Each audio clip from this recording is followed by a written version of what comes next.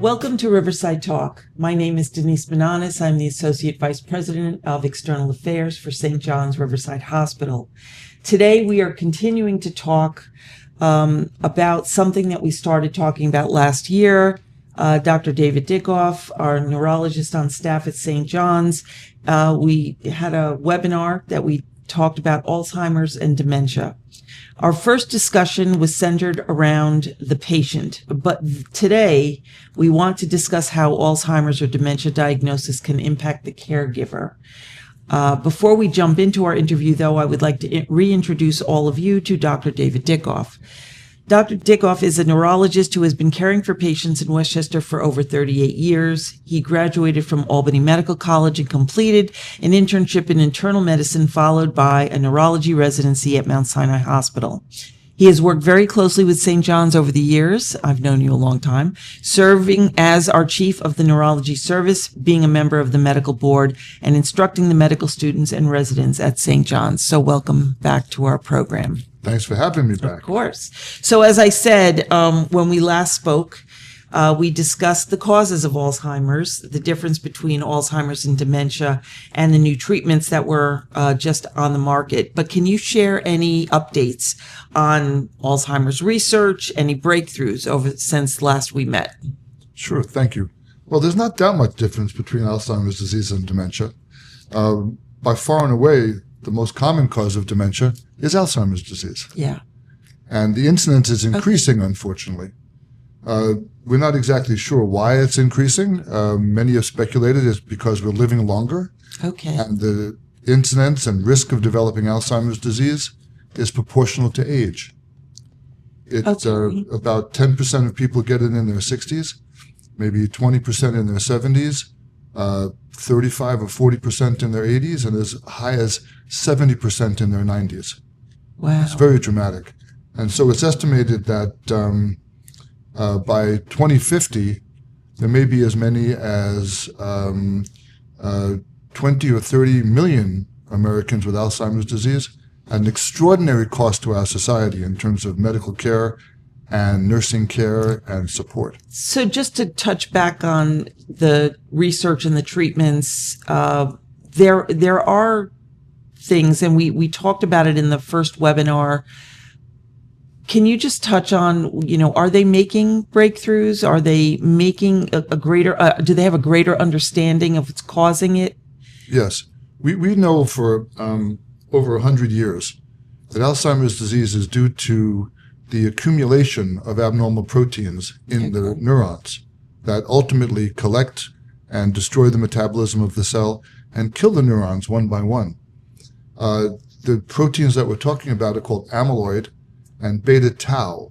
Okay. And they seem to be able to reproduce themselves in the brain and spread from cell to cell.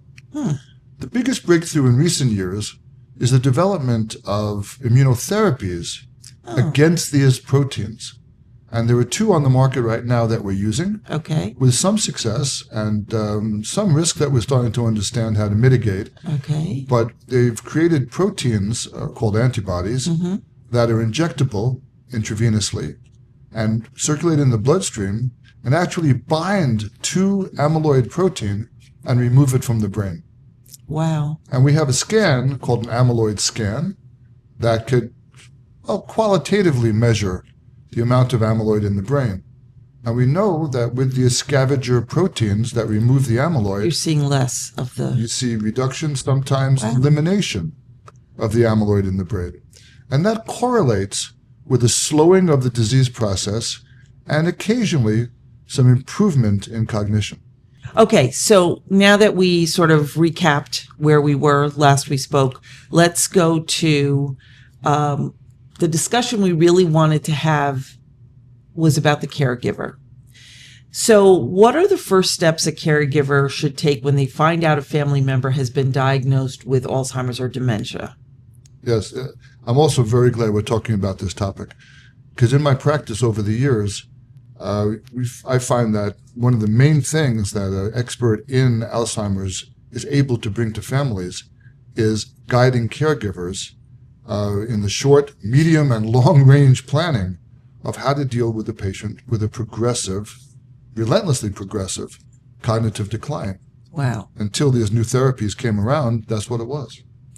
And so I would say that the first thing to do when a diagnosis of Alzheimer's is suspected or made, the first thing I would say is attend to patient safety. Okay. To understand that the patient, the risks in the home, risks of leaving on a cooking fire, very commonly families will be alerted by smoke alarms. Okay. Risks of wandering outside and getting lost, sometimes in very cold weather, inappropriately dressed. Right. And you may think those are further down in more advanced stages of disease, and probably right. But I think that the first thing to do is to make sure that a patient with cognitive problems isn't left alone all the time. Right. That they have a safe environment, that someone's attending to their bills being paid, their nutritional needs, incredibly important. We don't realize how complicated meal preparation is, particularly if someone's doing it for you. Right. And it has to do with shopping, even in the store, when you're buying food, your meal planning. Yes, making decisions. Making decisions and carrying the stuff, being able to transport food back and forth. I mean, I have some patients that walk a block to a store. They're feeble. They're at risk for falling. How many groceries do you think they can carry back at a time? Right. Not enough to feed them for a week.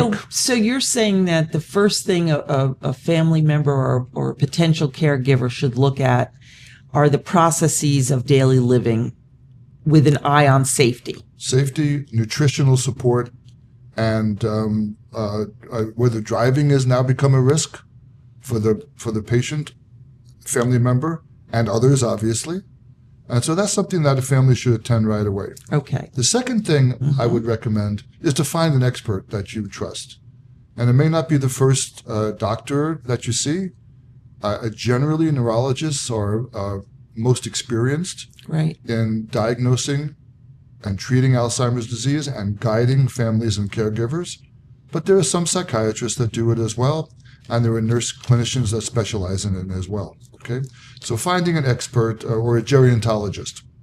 Okay. The third thing I'd recommend, and this may not seem so immediately apparent, is to look at financial aspects of it. I would say that the third person that you should contact after an expert is the accountant or the financial advisor. Or an elder law attorney. Okay. Because families will wait too long to make important financial decisions that have to do with planning ahead. In fact, I call it, when the diagnosis is made, I think families should focus on making a 5-year plan. Why a 5-year plan? Well, the answer, and I think we'll probably discuss this later on in the talk, is that if a patient needs to be institutionalized, how do you pay for the that? nursing home or wherever will look back at 5 years of finances. And if they see that children have been taking the money in the 5 years before the placement, that money has to come back into the game. Okay. You can't hide it. Okay. So you need a 5-year plan, working with an expert neurologist, working with an elder law attorney or experienced geriatric accountant that could guide you through what are the right steps. Not only the right steps, but what the resources are. Right. In other words, how much has mom or dad or both accumulated? What are their resources? What's available to them? How much can you plan on spending on home care? Can they afford to live in their current place? Is a 5-bedroom home with multiple staircases really the place where they should be? Right. Right. Is it time to sell that home and move to a 2-bedroom or an assisted living? So these are all important decisions that people leave too long to consider. That's very interesting. Mm-hmm. All of these are hard conversations. But they're ongoing conversations, Denise. They are. They can't all happen at one time. You try to break the ground on it and you put the information out there. And then when you see the family again, you kind of say, well, what progress have you made on the home safety? Have you baby-proofed the locks? Have you removed All right, but let's go to one of the things. So when someone is first diagnosed, I don't know whether denial factors into this, but if you're a caregiver, a child, a spouse, someone else, and you have to have a tough conversation, like maybe it's time to consider stopping driving. That's a very difficult conversation to have with someone. Do you recommend that they do that with a doctor present, with some other person present, to sort of take the onus off of themselves? Because that's, how do you turn to your spouse of 50 years and say, okay, give me your keys, you can't drive anymore? I mean, I know people who would like to do that, but don't have a real reason to do that, but they'd like to get the keys. But that's really, all joking aside, that's a hard conversation. How would you suggest people go about those? Yeah, you chose driving, but there are many other topics like that. For example, Mom, you can't stay in this house anymore. Oh yeah, that's a big one. Driving or you need to have help in the house. I don't want a stranger in my house. Yeah. But you need to, Mom or Dad, right? So there's many different aspects of it that are conversations like that, not just driving. Right. In fact, in many ways, driving is one of the easier ones. Okay. It all depends on the family. Right. It depends on what their communication is like. Generally. There are some families where the kids have been growing up in different cities and they're not present every day. They're not present every day. It's a Sunday call to Dad, and they don't have that much influence on their parents' decisions. There are other families where everybody's in everything. Yes, where one or many children are there every Sunday and, are helping with shopping and are concerned about these things and understand the finances well in advance. So there's a really different in terms of what the family dynamics are. Okay. And I think that the answer about whether or not the conversation's happening in doctors' offices depends on the comfort of the family. Many families will come in and say, well, we've decided that Dad's not driving anymore. Right? Other times they'll come into the office and they'll say, hey, we don't think Dad should be driving anymore. Can you help us? Oh. Right? And then you have to provide alternatives. That's the most important thing.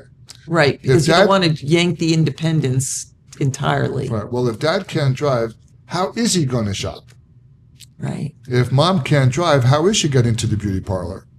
Are the kids going to step up and provide the transportation? Are you going to find a local taxi company where you can arrange for a standing? You can almost have the same driver every time, and and they know what the situation is, and right. Yeah. And you'd be surprised because if you look at the cost of maintaining a car, that an older person may really drive rarely and locally. It could be $1,000 a month. Right. And if you take $1,000 a month and use it that way. Oh yes, you could have money left over for Christmas presents for everybody in the family and get every place you want safely. Right. But people don't realize those options. So are there other I want to say professionals that could be brought in to have conversations, especially for the families that are not involved every Sunday and not there and not witnessing? Are there people who, I wouldn't know who I would call if I were in that position. It depends on the stage of the disease, I would say. Okay. Let me start by saying there's nobody that replaces family when it comes to this. Okay. Which is why we're having this talk, because that's why the caregiver burden is so great. Right. Because it's hard to farm it out, and it's not as effective if you farm it out. Okay? Right. So the answer to your question is, yeah, there are a lot of people that could be hired to help. There are social workers that specialize in these conditions, and there are day programs where there are experts involved with cognitive therapies. Patients with Alzheimer's shouldn't be alone. There are programs in our community and many communities where they'll have a transportation pick them up, take them to a program at 9 or 10 o'clock in the morning, have activities, exercise, right. a meal, communication, play games, and bring them home at 4 o'clock. And in many ways, it's cost effective because it's better for a patient in early stages of the disease to keep them social and active, and thinking right. about things. Playing games is a great thing. Yeah. And it may not cost more, it may cost less than having somebody in the house essentially babysitting. Right. So I want to get back to that because I feel as though in the communities, sometimes the resources have sort of ebbed and flowed, but we'll get back to that in a second. What I want to talk about are systems that people can implement that make the daily routine easier for caregivers. So if the caregiver is family, and that's important for the caregiver to have a routine, but also important for the patient.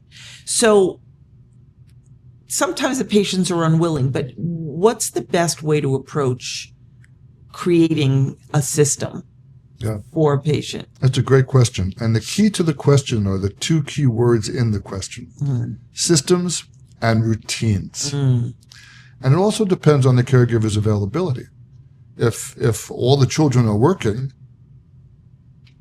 if there is a daughter-in-law or a son-in-law who's not working and they could be available there are actually some resources in the community that sometimes allow them to be paid for the caregiving, so that a family member that is well known to the patient increases their comfort, can take care of them as opposed to an outsider. Right. Okay, so there are some resources for that.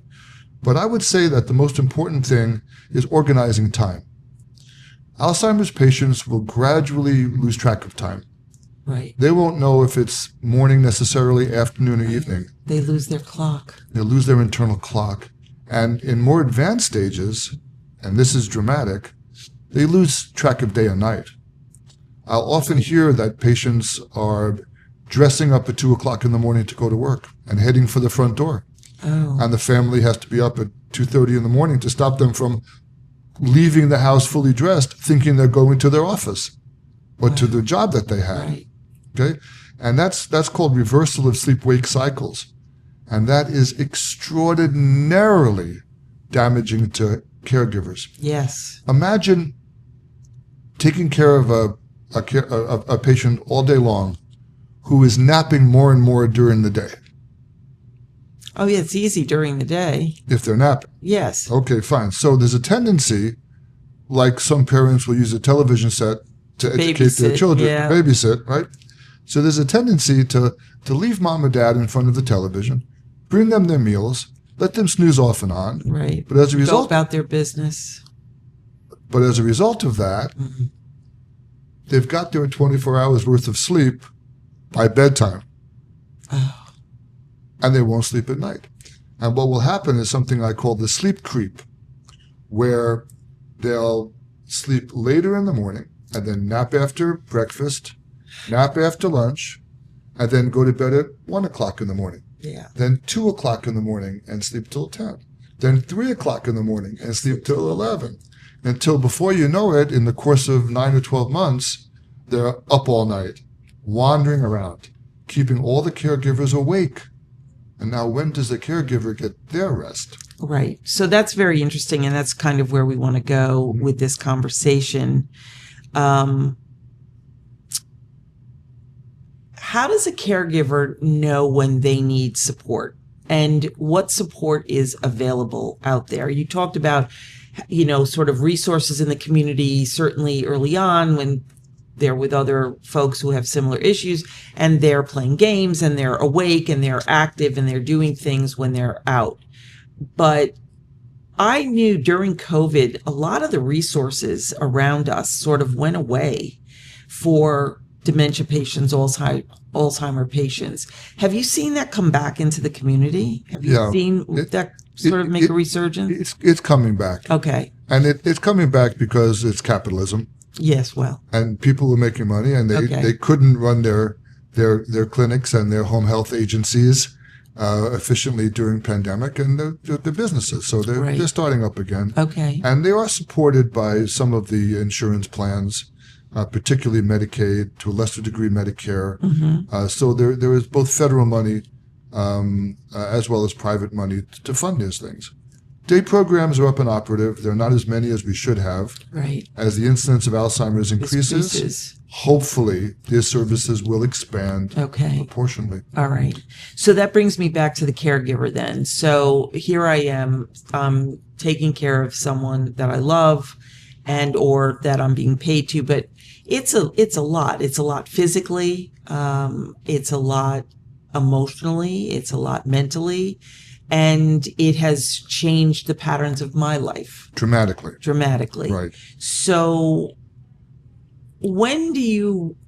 how do you advise people to know when they need to take a step back and maybe get help? Right. Because the answer is, it's a great question. I was going to get back to it because you asked it before. The answer is you need to be proactive. And that's what caregivers cannot see. A caregiver doesn't understand the nature of progression of this condition. So what it is today, they think it's going to be this way in a year. Right. And they're very surprised sometimes when it's not. And one of the things that an expert with experience can bring to the table is, and this is true, I mean, doctors are asked to do two things, right? We're asked to diagnose, which means looking into the past. Tell me what happened. Right. We're also asked to prognosticate. What's going to happen? What's going to happen? Yeah. So when any patient goes to a doctor, ever, they're expecting the doctor to be able to do two things. Figure out what's happened in the past and predict the future. And then fix it. But we're not, who's trained to predict the future? Well, I'm not clairvoyant, right? No. So it's a matter of experience. Sure. Thank you, a little bit. But so by the time you've had 400, 500, 600 patients with Alzheimer's disease and you've taken care of them for 5, 10, 15, 20 you see the years or trends more, and the patterns. Yeah. I can predict to a certain extent what the caregivers cannot see or anticipate. So the first thing is take advantage of an expert. And I see these patients every 3, 4, or 6 months, if possible. And I see the changes. And I can anticipate. I said, look, I think that in the next 6 months, this is what you're going to see. You need to get some help in the house 4 hours, Monday, Wednesdays, and Fridays, and you can go on weekends, right? Or in the next 6 months, I think you better change the locks on the door and baby-proof them. Or in the next 6 months, I think you better turn off the gas. Oh. And go back to microwaving prepared food. Or, Mom's losing weight. I think you need to address the nutritional aspects here. Who's doing the shopping? Who's carrying the groceries? Okay. What's meal preparation look like? These are all things that you could see clues and anticipate what's going on. Okay. But in terms of caregiver burnout, which is a main topic we want to discuss today, I think you have to address it from the very beginning. You have to say to the caregiver, look, you need some time.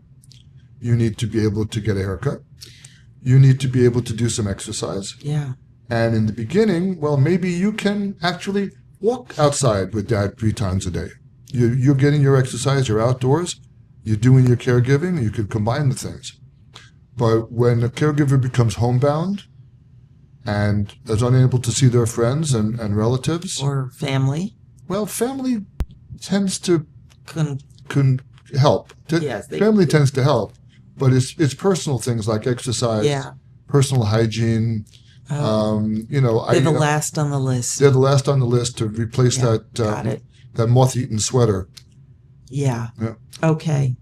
So every time they go to the doctor, there is a discussion, as you've talked about, where they should be clued into these changes in this progression. Right. And they need to start thinking about what works better for them. Maybe they need some home health care coming in to relieve them of some of it. Or even a counselor that they can talk to about the burdens of caregiving. Okay. As I mentioned, there are psychologists and social workers that are available who, as there are grief counselors, there are caregiving counselors as well. And that's certainly something that could be accessed if financially possible. The other thing is that the caregiver needs to pay attention to their own emotional issues as well. They can't neglect how they're feeling and what their needs are. And they may need to have, in addition to counseling, they may need to be on a medication or something to help them. Right, to support them. Right. Yeah. Sometimes a caregiver needs a medicine like a sleeping pill for dad. Oh, okay. That's interesting. I never would have thought of that. You could treat the sleep creep if you're experienced with it. Yeah. So that's one aspect. But then, how do you also know when it might be time, as the caregiver, that your loved one should be in a facility, that you should be looking for assisted living or for a nursing home that has an Alzheimer's unit or dementia unit? Okay. Well, generally speaking, it's best to keep a Alzheimer's patient in their home, any dementia patient. Right. They do not deal well with change of environment. We talked about disorientation in terms of time. You want them to have a calendar. You want them to cross off the days with red lipstick so they wake up in the morning for their coffee and they know what day it is. They need to have a to-do list by the phone. They need to have the phone numbers if they don't know how to use a cell phone. Right. Right? And they don't do well with technology. There's not a lot of technology that Alzheimer's patients can access because they won't be able Right. to learn new things, how to use it. Right. But in addition to the issues having to do with time disorientation, there's also spatial disorientation. Oh. And an Alzheimer's patient's world shrinks very gradually. They lose the ability to air travel. Yeah. Then they lose the ability to drive to friends and relatives. Right. Then they lose the ability to Walk. walk and shop in their own neighborhood. And so their space shrinks gradually over time. Right. And so it's generally best, when feasible, to keep a dementia patient in their own environment, with furniture that they recognize, Yeah. with a refrigerator that they understand, a cupboard where they know where the soup is. If you change that environment, there's often a sudden and dramatic deterioration. Okay? Wow. And so that's why it's important to be able to access home care, which Rather than go into a facility. right. And unfortunately, in our society right now, unless people have personal resources, these facilities are expensive. Yes, they are. Assisted living is remarkably expensive. Mm-hmm. And don't fool yourself. If you have a dementia patient and you put them in assisted living, they still need help. Yeah. They may still need to have a home health aide in assisted living. Yes. So you've gone from an apartment that costs $1,200 to an apartment that costs $6,000 a month, and you still have to pay the help. Yeah.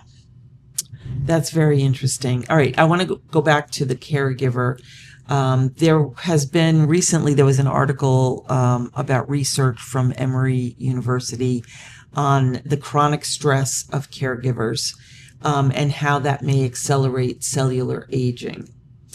So how can caregivers, and we sort of talked around this, how can caregivers protect their own health while caring for loved ones? Because some of it was emotional that you talked about. Right. But I really do want to sort of drive the point home as to what caregivers should be doing. Because again, last place, they can't be last place. Right. So the answer is, well, the question really is then, what causes the physical deterioration? Okay, we dealt with the emotional issue of depression and stress and the fact that these things may need to be treated. Right. But the physical issues are also quite dramatic, right? Yeah. As the Alzheimer's patient's space shrinks, so does the caregiver's. Yes. Right? They may have had to give up their outside job. They're not exercising. They've given up their gym membership. They can't get away, right? Because now to go to the gym, which has its own membership fee, I've got to pay somebody $50 to go exercise for an hour or 2 hours. Right. It becomes financially untenable. So caregivers give up their exercise. They give up their travel. They give up their space. So what's the answer? Not giving it up. Finding a balance. So you're talking Finding about a bringing the balance. help in so that you can continue to Right. do. And then Now, not help. everybody can get rid of their jobs either. So you need help. Right. But sometimes, like my working mothers complain about half of their paycheck going to childcare, Been there. working caregivers have the same complaint Yeah. that half of their paycheck Is going to support the AIDS. support the AIDS. Yeah. Okay, so the first thing is, and I tell this to families all the time, use mom's resources. Okay, and people will try and say, well, I don't want to touch the house, or I don't want to use mom's savings. And I'd say that's very generous of you, but it's a mistake, right? Because in 5 years, if you need to place mom somewhere, right, she's got to be broke. Yes. She's got to be destitute. So, in order to qualify for all of the help that the government provides. Yes, she has to be destitute. So start now and put an aid in the house. Let mom's resources and savings go toward it. Pay for that. Right? But now if this is not somebody who's home alone and you have a married couple and obviously you have an elderly spouse who's your parent, they can't do all the things that you would be doing. They still have to live. So it does get complicated. In fact, I've neglected, I'm sorry, to point out about elderly spouse caregivers. What's the physical demand on an 85-year-old husband? Yeah. Who is now taking care of his 83-year-old wife, who is at risk for falls. Yeah. Can't climb stairs. Okay. Needs to be assisted. So assisted from the chair to the toilet and cleaned. Assistant, right? Yes. So assistance is required anyway. Right. For everybody. Right. Okay. And sometimes in earlier stages, families with multiple children will come up with a visitation schedule. Who's going to cook for this weekend? Who's going to come on Wednesday? Who's going to make sure that there's food on the table on Thursday? Right. And the kids will actually have a family meeting and kind of split up the responsibility. The responsibilities, making it all work. And that lasts longer. Okay. Because the burden is not on one person. Split up the burden. Split up the burden. Okay, so we've talked a lot about these things. Last question is about, for caregivers, is there technology available that can help them manage this process? Are there wellness apps? Are there what's out there that people? Because so you said the actual patient themselves, technology is not something that's going to help them. Oh, well, let's go back to old technology. Okay. A wonderful book. Yeah. There's a book that's now in its 12th or 13th edition. Wow. It's been around for probably 20 or 30 years. It's called The 36-Hour Day. Oh, I'm familiar with that. And it is a book about caregivers for Alzheimer's patients. 36-hour day. 36-hour day. Wow. And I highly recommend it. I used to get cases of them and give them away in my office. Wow. Now you might have to spend $9.99 on Amazon to get it. But that's a wonderful way to start, to kind of glean from other people's experience what the future might hold. Okay, and how to manage it. Right. And some of the things we've discussed today will be laid out in that book in terms of hallmarks. When, mom lost 10 pounds, represents a bigger problem than you know, right? Okay. Or the first fall represents a bigger problem. These landmarks are massive life-changing events. Okay. Right?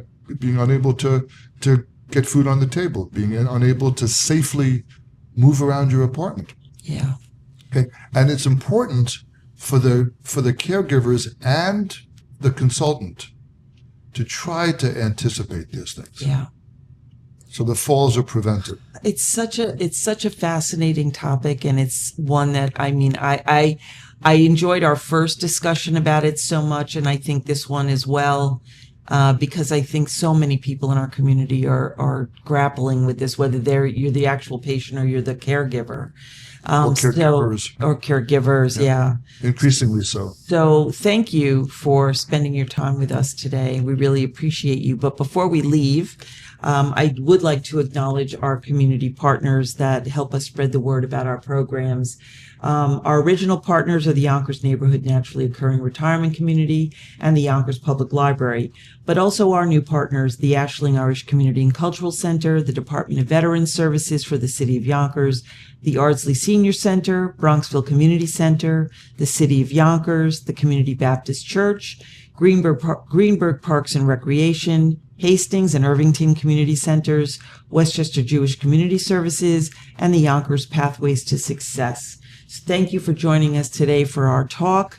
Don't forget to follow us on our social media for more content like this, and you can see this program on all of our social channels in the very near future. Thank you again, Dr. Dickoff, for being with us today. Thank you, Denise.